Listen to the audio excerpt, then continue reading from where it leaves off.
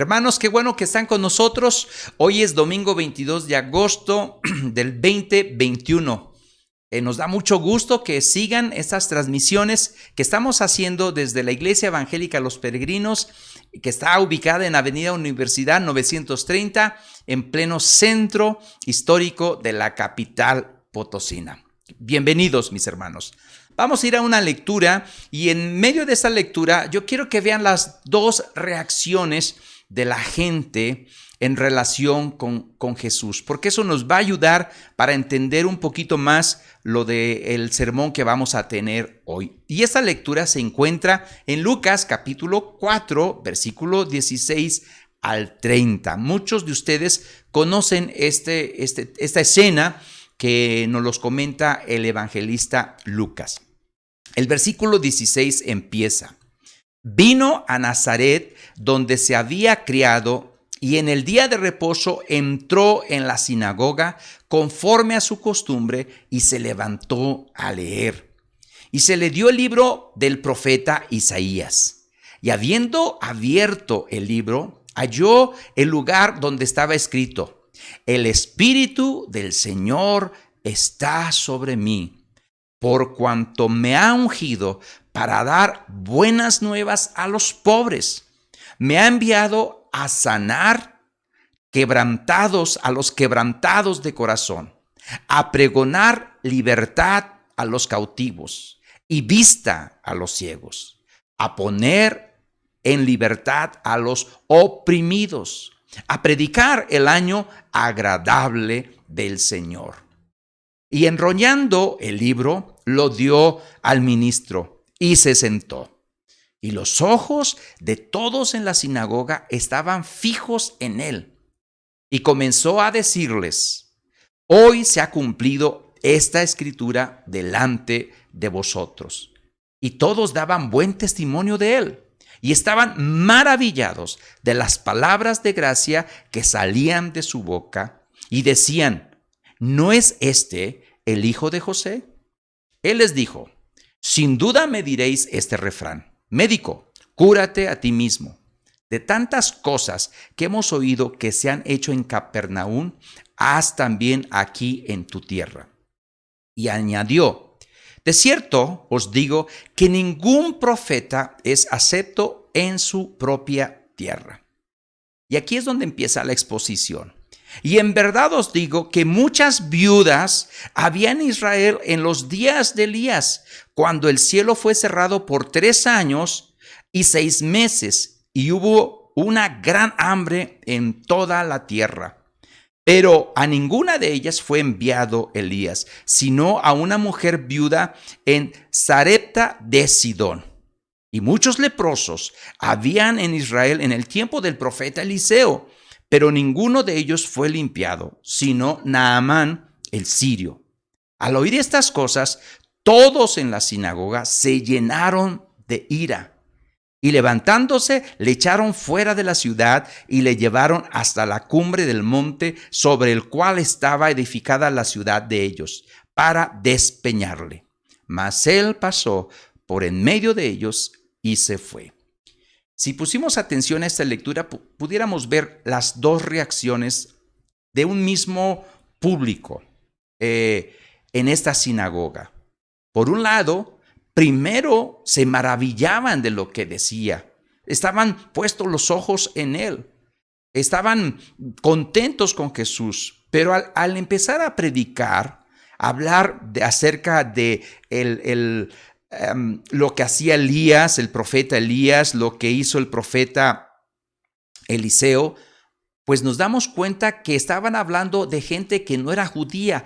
Eso a los judíos les molestó mucho, porque es parte de lo que vamos a estar compartiendo el día de hoy. Así que, mis hermanos, quédense con nosotros y sigamos esa transmisión donde podamos ser edificados por la palabra del Señor, para que podamos proclamar a Cristo en nuestra vida diaria y para de esta manera poder glorificar a Dios. Bendiciones.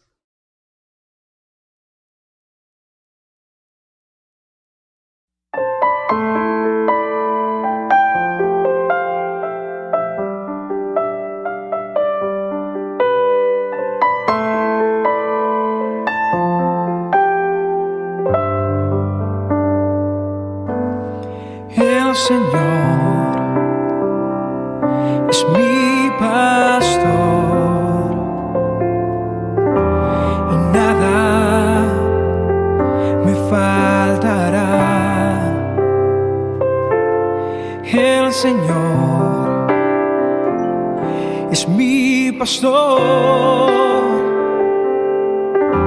en pastos delicados Él me hará descansar,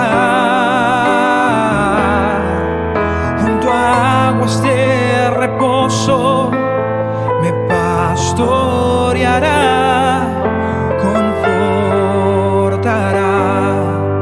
mi alma, me guiará por sendas de justicia,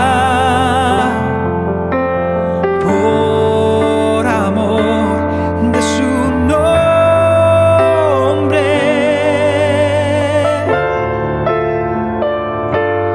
El Señor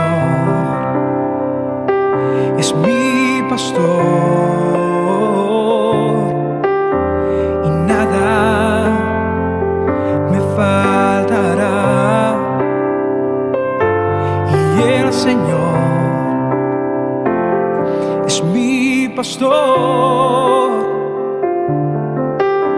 en pastos delicados Él me hará descansar, junto a aguas de reposo me pastoreará,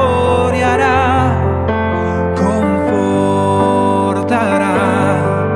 mi alma, me guiará por sendas de justicia, por amor de su nombre.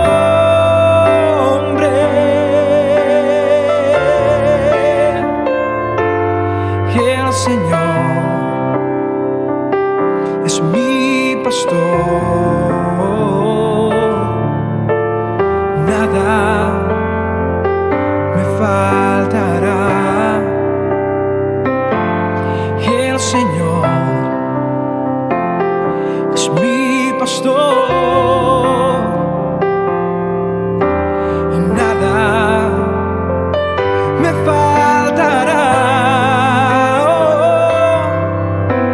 y nada me faltará. Nada me faltará. Nada me faltará.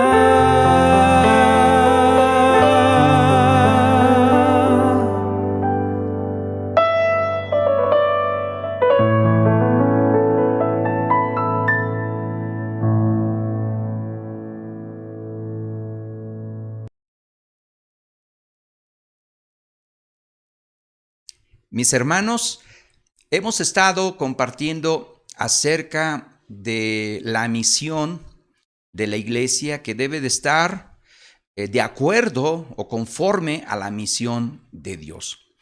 En todas las predicaciones, en las últimas 3, 4 predicaciones, han sido desafíos que tenemos que afrontar como iglesia, todos como iglesia.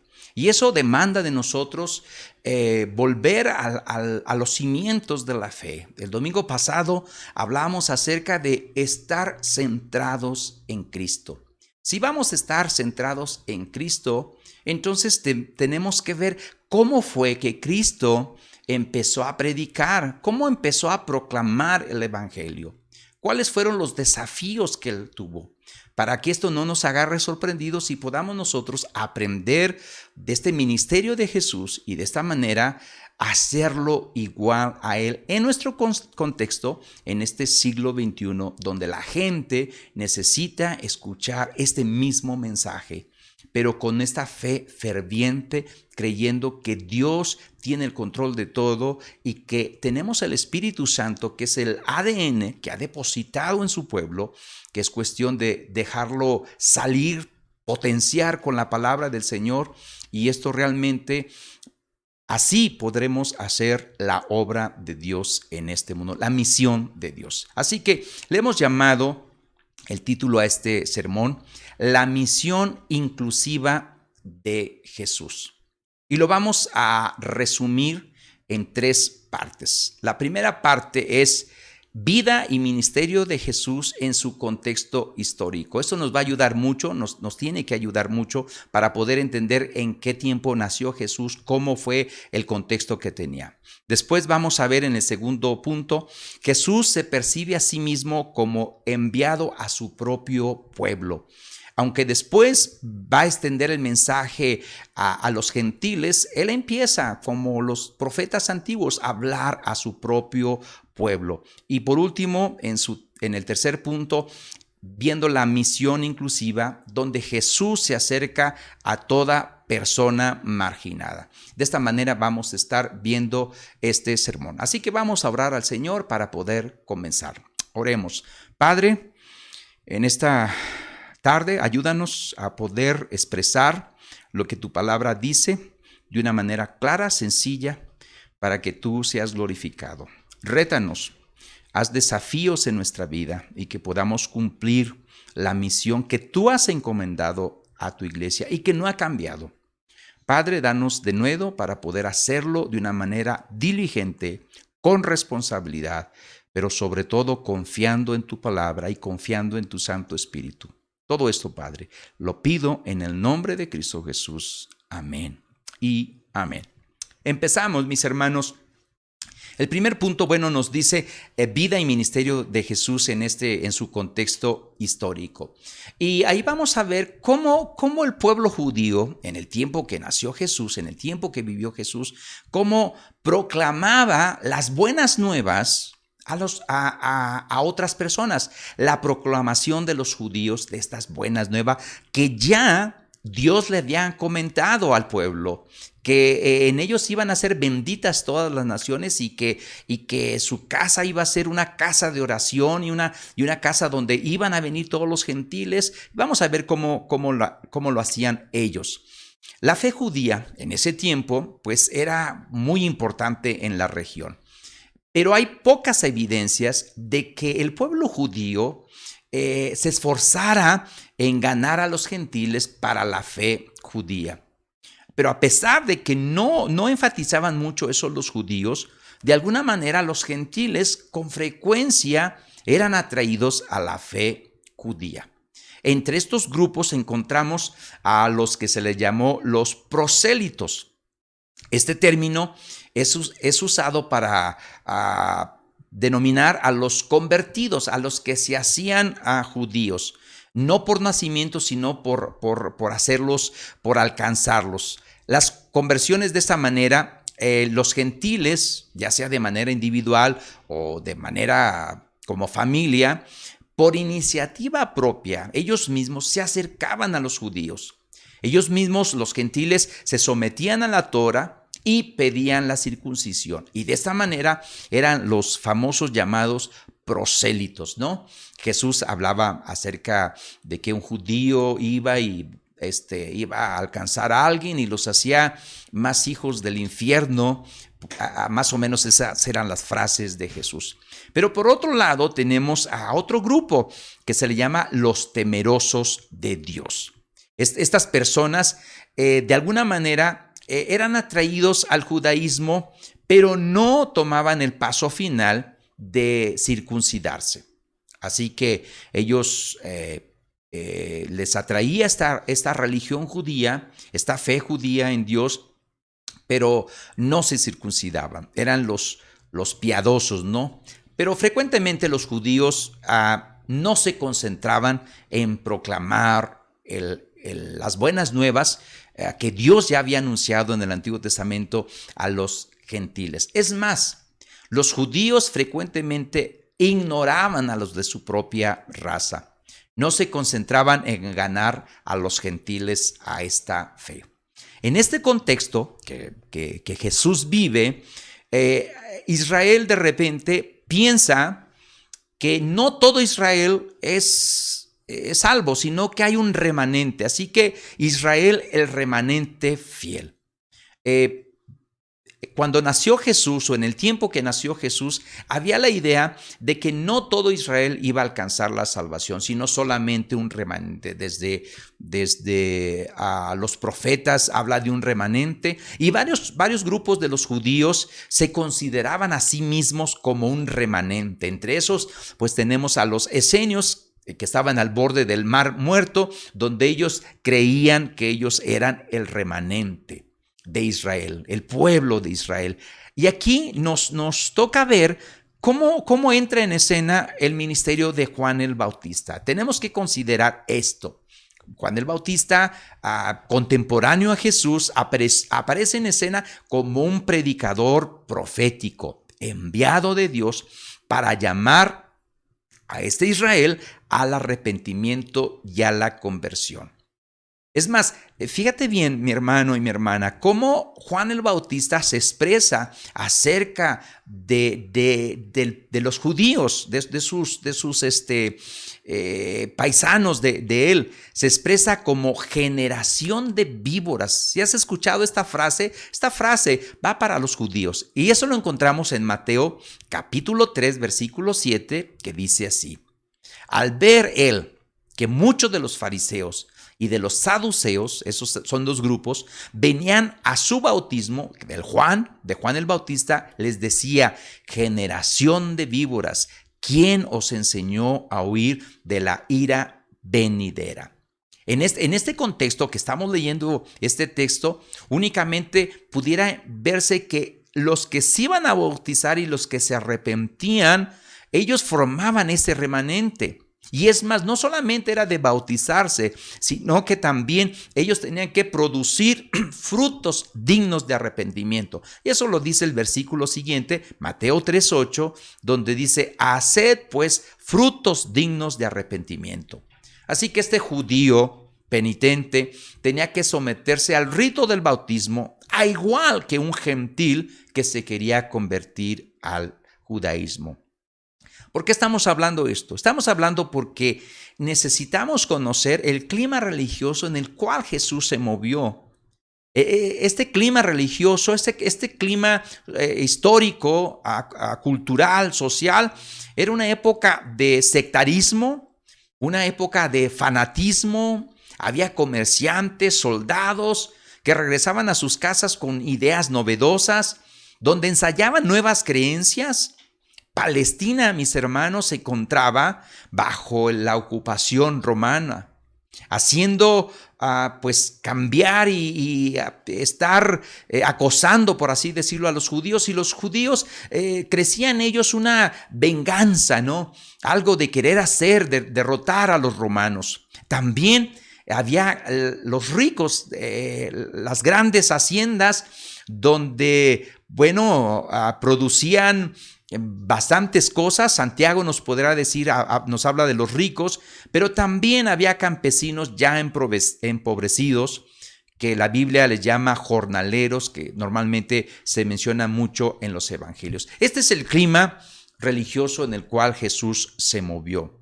Aparte de eso, mis hermanos, había pues este coraje de los judíos, y eso provocó los levantamientos de los judíos. Roma consolidó su dominio sobre los judíos y organizó un censo. Si ustedes recuerdan bien, fue cuando nació Jesús. Históricamente, los años que lo citan es 6 años antes de Cristo. Y lo podemos ver en Hechos también. Y ahorita vamos a ver Hechos 5:36 y al 39 para ver estos levantamientos. Fíjate lo que dice acerca de los levantamientos. Porque antes de estos días se levantó Teudas. Teudas era un tipo que se levantó en armas, diciendo que era alguien. A este se le unió un número como de 400 hombres, pero él fue muerto, y todos los que le obedecían fueron dispersados y reducidos a nada. Eso lo está mencionando como contexto en el caso de los apóstoles que están predicando acerca de un Jesús, y un hombre sabio por ahí les dice: mira, pasó esto históricamente, se levantó Teudas. Y del versículo 37 dice: después de se levantó Judas el Galileo, en los días del censo, fíjate ese dato, en los días del censo, quiere decir cuando Jesús nació en el año 6 antes de Cristo, y llevó en pos de sí a mucho pueblo. Pereció también él, y todos los que le obedecían fueron dispersados. Son levantamientos que han surgido y bueno, pues han sido apagados. 38. Y ahora os digo, apartaos de estos hombres y dejadlos, porque si este consejo o esta obra es de los hombres, se desvanecerá. Mas si es de Dios, no la podréis destruir. No sea tal vez hallados luchando contra Dios. Y este movimiento, este levantamiento era el movimiento de los cristianos, de los apóstoles. Este era el contexto, mis hermanos, del tiempo de Jesús, del tiempo de la iglesia. Y es importante ver la vida y el ministerio de Jesús dentro de este contexto histórico concreto. De otra manera, no vamos a entender bien los mensajes o lo que se nos dice en los evangelios. Nos va a faltar datos para comprender mejor el mensaje. Jesús, mis hermanos, sigue una línea tradicional de los profetas. Como Juan el Bautista, aunque Juan el Bautista, su preocupación era el arrepentimiento y la salvación de Israel, pero era solamente a un remanente. Jesús lo hace totalmente diferente. Dicho el primer punto, nos vamos al segundo punto. Jesús mismo se percibe a sí mismo como enviado a su propio pueblo. Y ahí a su propio pueblo es a todo Israel. Juan el Bautista solamente era al remanente, pero Jesús le habló a los suyos vino y los suyos no le recibieron. Si recuerdas ese texto en Juan, podemos entender mejor esto. Y su llamado a los suyos era al arrepentimiento, es a su pueblo. Él los invita a que escuchen el llamado. Y usted sabe y yo sabemos la historia, pero vamos a tratar de explicarlo un poquito más. Jesús siempre lo encontramos casi en Tierra Santa, compartiendo el Evangelio, aunque en ocasiones sale más allá de Tierra Santa. Eso es raro para los de aquel tiempo. Lo vemos inquieto, moviéndose en el territorio judío, de acá para allá. Los evangelios inclusive nos dan un escenario, unos que en Jerusalén, otros en Capernaum, otros en Galilea, pero se anda moviendo Jesús en estas tierras. Pero existe una gran diferencia entre Jesús y los grupos religiosos de esa época. Juan el Bautista, como ya lo dije, limita su preocupación a la salvación solo al remanente, mientras Jesús abarca a todo Israel. Vamos a tratar de explicar la forma como Jesús proclamaba el reino de Dios, el reino mesiánico de Dios a su pueblo. Y lo primero, su constante movilización por toda la región judía. Podemos ver ahí que él se movía, como ya lo dije, inclusive hasta Samaria. Fíjate que los judíos no pasaban por Samaria, pero Jesús, diferente a ellos, pasaba por Samaria. Era un predicador itinerante, era un sanador también, porque sanaba, y no tenía nexos con la familia inclusive. Hay varias escenas donde lo buscan sus familiares, su madre la busca, y tú sabes esas escenas que lo dicen los evangelios. Tampoco con un asunto de profesión, no va por asunto de que va a hacer trabajos de carpintería y extiende su negocio de carpintería, tampoco. No hay nada de eso.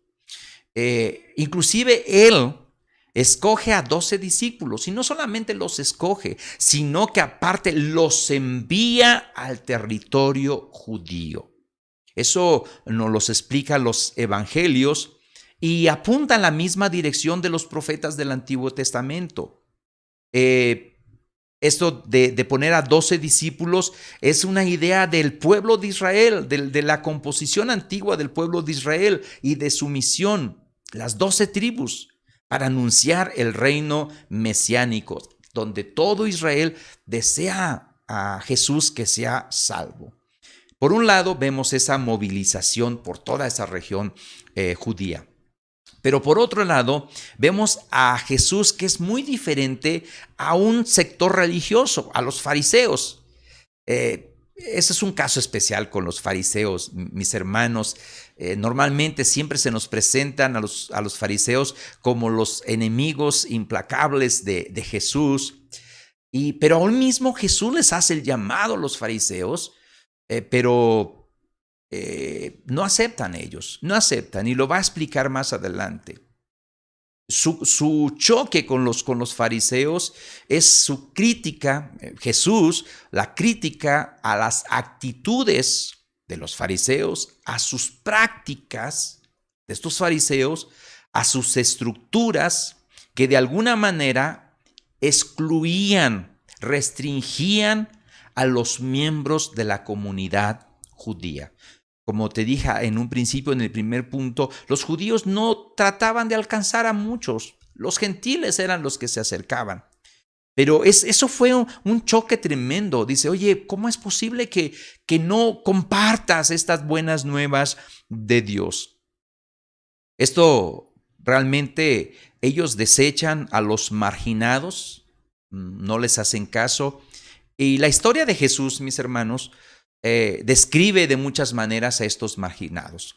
Los describe como pobres, ciegos, leprosos, a los hambrientos. Y si tú te fijas, todo esto, todos estos títulos están ahí en los evangelios. Cuando leamos algo de los pobres, de los ciegos, de los leprosos, de los hambrientos, de los que lloran, de los pecadores, es porque el pueblo judío, los fariseos específicamente, los desechan. La religión de ese tiempo desecha a ellos, a los cobradores de impuestos, a los endemoniados, a los perseguidos, cautivos, a los cansados, a los trabajados, a la chusma, sin conocimiento alguno, a los que no sabían nada de la ley, a los pequeños, menospreciados, ovejas perdidas de la casa de Israel y aún a las prostitutas. Toda esta gama de personas, el pueblo, la religión en el tiempo de Jesús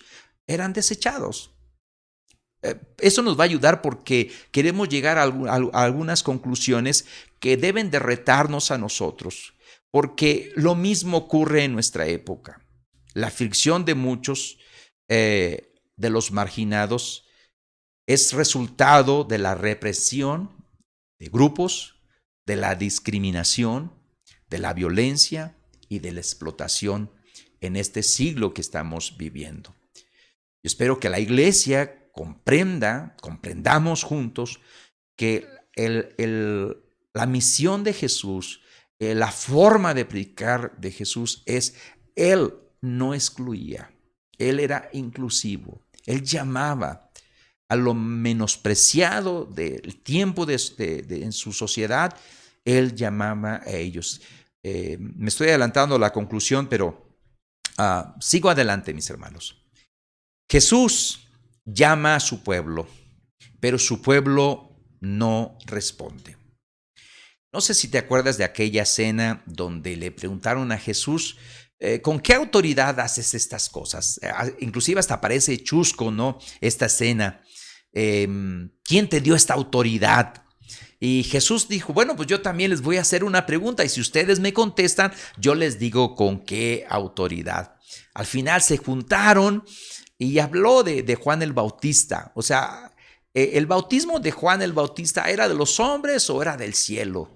Y se ponen ahí, se juntan, me imagino, la cena es hasta chusca, se juntan ahí, dialogan. Si decimos esto, si decimos que no, el pueblo nos va a apedrear porque tienen a Juan como profeta. Y si decimos que sí, nos va a decir, ¿por qué no les creíste? Ahora, checa bien ese escenario. Están en el templo. Jesús está retando a la jerga religiosa de su tiempo delante de muchas personas. O sea, lo está evidenciando. Jesús está haciendo esto y al final ellos regresan con Jesús y les dice, no lo sabemos. Y Jesús les dice de una manera, bueno, pues yo tampoco les digo con qué autoridad. Imagínate la cachetada con guante blanco de Jesús para estos fariseos. Pero fíjate cómo continúa esta historia en Mateo 21, versículo 28 al 31. Y te lo leo. Pero ¿qué os parece? Esa es la respuesta de Jesús. Pero ¿qué os parece? Un hombre tenía 2 hijos y acercándose el primero le dijo, hijo, ve hoy a trabajar a mi viña. Respondiendo él dijo, no quiero, pero después arrepentido fue. Acercándose el otro le dijo de la misma manera y respondió él, dijo, sí, Señor, voy. Y no fue. Y aquí viene la pregunta de Jesús. ¿Cuál de los 2 hizo la voluntad de su padre? Dijeron ellos, el primero. Jesús les dijo, de cierto os digo que los publicanos, ojo, y las rameras van delante de vosotros al reino de Dios. ¿Por qué? Porque vino a vosotros Juan en camino de justicia y no le creíste. ¿Te acuerdas de la respuesta que decía? Oye, si decimos que sí, van a decir, ¿por qué no le creíste? Dice, me perdí aquí, perdón. De cierto os digo que los publicanos y las rameras van delante de vosotros al reino de Dios. Porque vino a vosotros Juan en camino de justicia y no le creísteis. Pero los publicanos y las rameras le creyeron, y vosotros viendo esto no os arrepentisteis después para creerle. Ahí está la invitación. ¿Pero qué? No creen. No le creen a Jesús. Jesús, en cambio, está entablando relaciones con los cobradores de impuestos. Debe seguramente haber sido extremadamente ofensivo ver a Jesús con cobradores de impuestos, con borrachos, con la plebe reunido. Debió haber sido escandaloso para los miembros del aparato religioso de su tiempo. Así que, mi hermano, este es el segundo punto. El tercer punto. ¿Cuál fue la reacción de Jesús? ¿Cómo respondió Jesús? Jesús hizo una misión inclusiva. O sea, Jesús se acerca a toda persona marginada.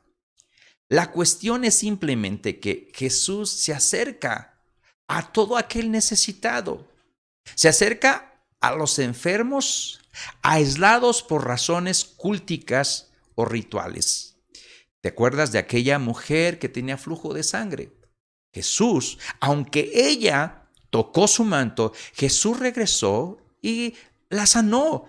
Le dijo, tu fe te ha salvado, te ha sanado.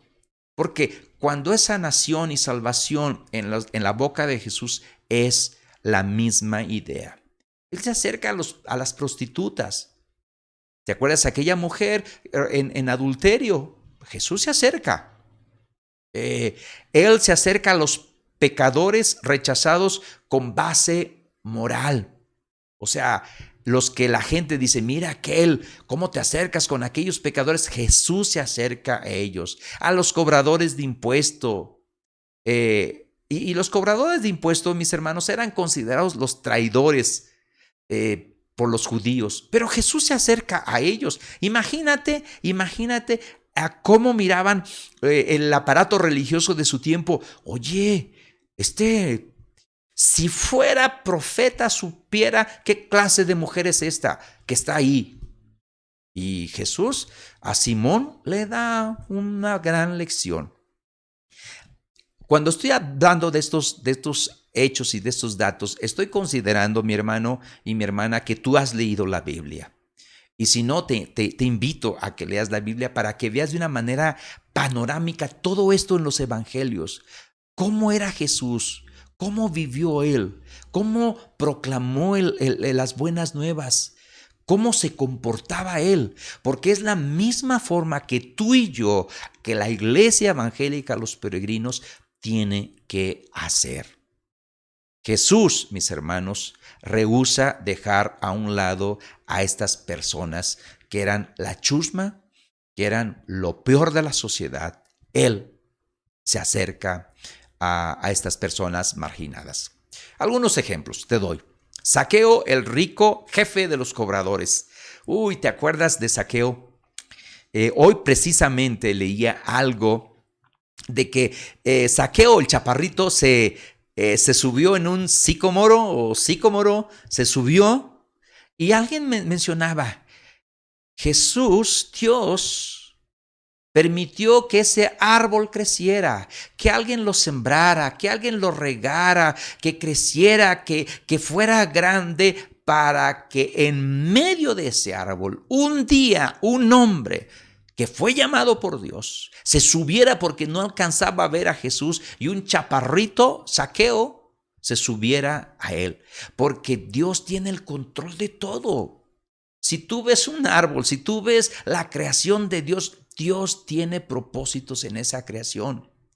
Normalmente los evangélicos somos muy dados a ser muy intelectuales y no estoy en contra de eso, me encanta eso, pero dejamos de ver aquellas cosas preciosas que Dios ha hecho y que nos pueden enseñar mucho en nuestra vida diaria, en nuestra experiencia, en nuestro crecimiento espiritual con Él. Así que Zaqueo. Te leo Lucas 19, del 1 al 5. Te leo esta historia preciosa, esta historia de escuela dominical. Habiendo entrado Jesús en Jericó, iba pasando por la ciudad. Y sucedió que un varón llamado Zaqueo, de ahí viene la palabra saqueadores, imagínate, que era jefe de los publicanos y rico, procuraba ver quién era Jesús. Pero no podía a causa de la multitud, pues era pequeño de estatura, un chaparrito. Y corriendo delante subió a un árbol sicómoro para verle, porque había de pasar por allí. Cuando Jesús llegó a aquel lugar, mirando hacia arriba, le vio y le dijo, Zaqueo, date prisa, desciende, porque hoy es necesario que pose yo en tu casa. Si siguiéramos con la historia, wow, mis hermanos, es preciosa ver la reacción de Zaqueo, la respuesta de Zaqueo, el deseo de un hombre pecador, de un hombre rico, de un hombre que tenía todo, pero a la misma, en su corazón estaba vacío y quería ver a Jesús. Vemos a ese hombre, pero Jesús no lo rechazó. El aparato religioso del tiempo de Jesús, él era inalcanzable. Zaqueo era un hijo del diablo, era un hombre que iba al infierno, era un hombre que no, ¿para qué hablarle a él si es un de sus jefe de los cobradores? No era cobrador, era jefe de los cobradores. Pero vemos la respuesta de Zaqueo y en otra predicación hablaremos más de Zaqueo. Otro ejemplo, luego invita a Leví.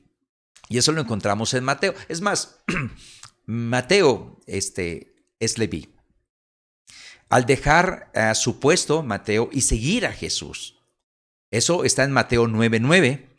Pasando Jesús de ahí, vio a un hombre llamado Mateo que estaba sentado al banco de los tributos públicos y le dijo, sígueme. Y se levantó y le siguió. Mi hermano, el llamado es un acto de gracia. Dios te llamó un día y te llamó a seguirle, pero te llamó a seguirle a ti y a mí para poder llamar a otros, para poder alcanzar a otros, para poder proclamar el reino de Dios, para cumplir la misión de Jesús, la misión de Dios, al estilo de Jesús. Este acto de gracia da una restauración, es el inicio de una nueva vida, que aún los peores pecadores, como Leví, que era un cobrador de impuestos, podía alcanzar por la misericordia de Dios. Otro ejemplo, los pobres. El Evangelio de Lucas, algunos lo muestran como la esperanza de los pobres, y en la lectura del principio que se leyó, habla que él vino a predicar a las buenas nuevas a los pobres. Mateo habla a los pobres de espíritu, y bueno, pero los pobres, mis hermanos, aquellas personas que por las circunstancias los han tratado con dureza, o por causa de los ricos y los poderosos son pobres. Muchos pobres en nuestra sociedad no es porque sean perezosos, es porque el mismo sistema, los ricos cada vez son más ricos y los pobres cada vez son más pobres, y son muchos más pobres. Estos pobres no tienen otra opción que estar afanados por el día de mañana. Por eso encaja perfectamente en el Sermón del Monte, cuando Mateo, en el capítulo 6, versículo 34, nos dice esto. Así que no os afanéis por el día de mañana, porque el día de mañana traerá su afán. Basta cada día su propio mal. Esto encaja perfectamente para un grupo que es pobre, que no tiene que comer. Mis hermanos, yo nunca he visto a alguien que después de convertido, después de que acepta a Jesús, se le quita el hambre. Todos los demás convirtiendo, seguimos teniendo hambre, seguimos teniendo necesidad. A veces los evangélicos creemos que solamente es el mensaje y ya con eso. No, hay que ser de bendición. También, mis hermanos, estos pobres preocupados por buscar comida y vestido. El sueldo básico o diario de un jornalero era un denario, y muy apenas alcanzaba para una familia. Ya hemos compartido en otras exposiciones acerca de esto del denario. Pero la familia se quedaba sin recursos. Si no había trabajo al día, si no trabajaban, inclusive no le pagaban diario, no podía, ¿cómo iban a poder comer? Santiago habla, oye, el pobre reclama su jornal porque no le has dado. Y si recuerdas tú la cuarta petición del Padre Nuestro, que dice, el pan nuestro de cada día, dánoslo hoy. Es intenso esta frase que para muchos de nosotros ya no experimentamos. Los evangélicos de hoy, tal parece que estamos saciados, que sí oramos cuando comemos, claro, pero no hacemos una oración de supervivencia como lo hacían estos pobres. Señor, mañana, hoy que tenga que comer. No creo que ninguno, al menos de los que están escuchando y de los de la iglesia evangélica, los peregrinos, no creo que esté en tal situación de que sean una oración de supervivencia, que esté orando día con día porque no hay que comer. La vida miserable de los pobres es contraria a los propósitos de Dios, y Jesús ha venido para poner fin a su miseria. Así que mi hermano y mi hermana, hemos expuesto estos 3 puntos hablando de la misión inclusiva de Jesús y cómo era lo que él hacía. Y vámonos a las conclusiones. Aquí vienen los retos y va a ser muy sencillo, pero muy enfático. Primero, nos sorprende cuál inclusiva resulta ser la misión de Jesús. Abarca tanto al pobre como al rico, tanto al oprimido como al opresor, tanto al pecador como al devoto. Su compasión por el pueblo entero de Israel es total. Su proclamación no conoce la coerción. Siempre, mis hermanos, es una invitación. Así que el reto que tenemos como iglesia evangélica, los peregrinos aquí en San Luis Potosí, vamos a hacer la misión de Jesús, pero vamos a ser inclusivos. Vamos a hablarle tanto al pobre como al rico, tanto al oprimido como al opresor, tanto al pecador como a aquel que es santo. Vamos a hacerlo con la ayuda del Señor. No vamos a proclamar haciendo coerción, jamás. Que esto sea una invitación urgente, porque así lo hizo Jesús. Y Jesús está al centro de la iglesia. Segunda conclusión, su misión se realiza disolviendo la separación. Jesús vino y predicó, derribando muros de hostilidad, cruzando barreras entre los individuos y entre los grupos. Él no fue elitista. Él habló a los cuatro vientos. Tanto así escuchó Nicodemo, como así escuchó a Zaqueo, como así escuchó el que estaba enfermo, a los enfermos, como el leproso. Él rompió todas las barreras, porque Él viene a unir, viene a derribar todo lo que nos separa.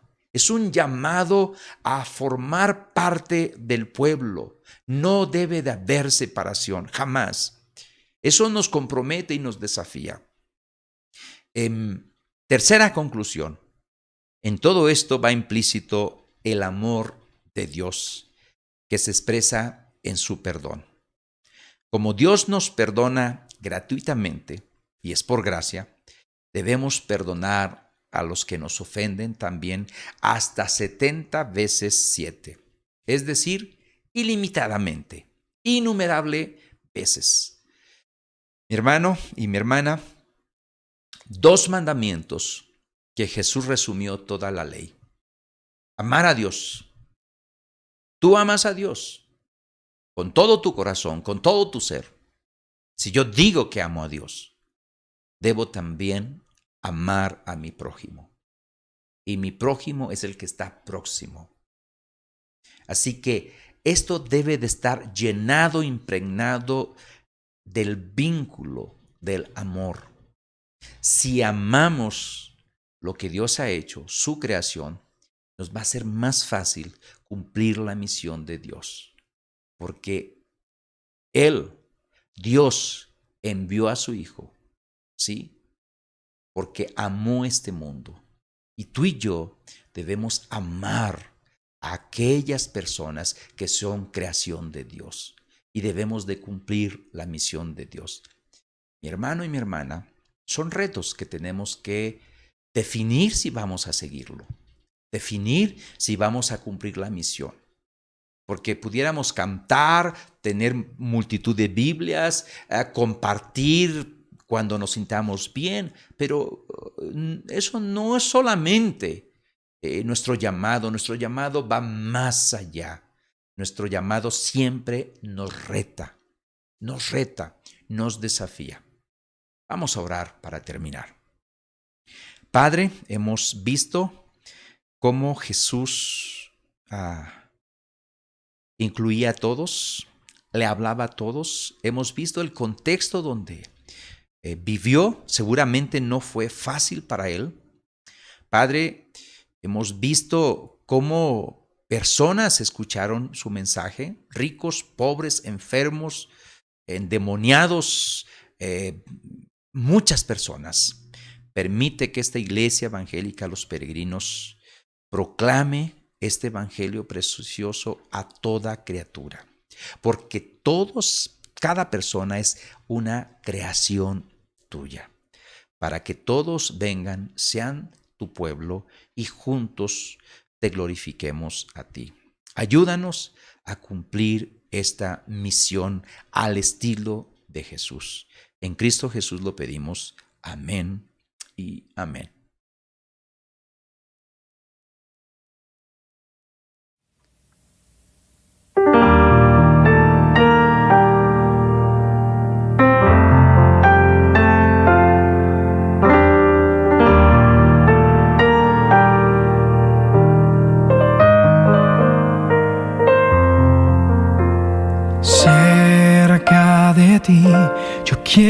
estar para escuchar tu voz y aprender de ti. Quiero ser un reflejo de tu amor. Yo quiero vivir solo en tu voluntad, Jesús. Eres mi buen pastor, tú conoces mi camino,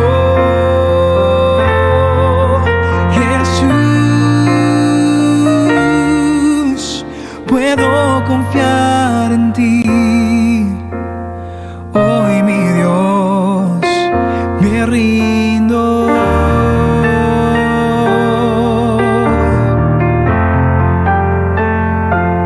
Oh, cerca de ti, Maestro, queremos estar.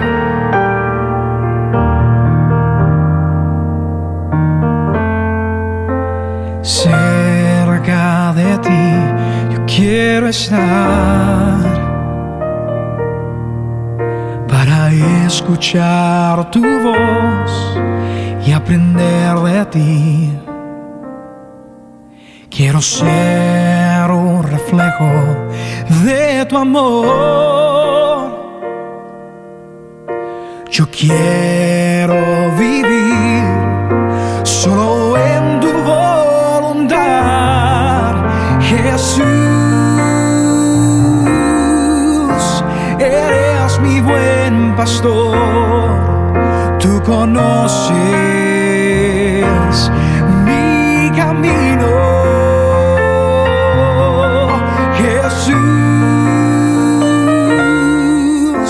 Puedo confiar en ti.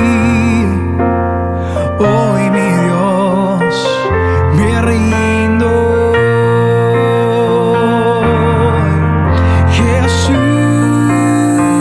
Jesús, eres mi buen pastor, tú conoces mi camino, Jesús. Puedo confiar en ti. Hoy, mi Dios, me rindo. Hoy, mi Dios, me rindo. Hoy, mi Dios, me rindo.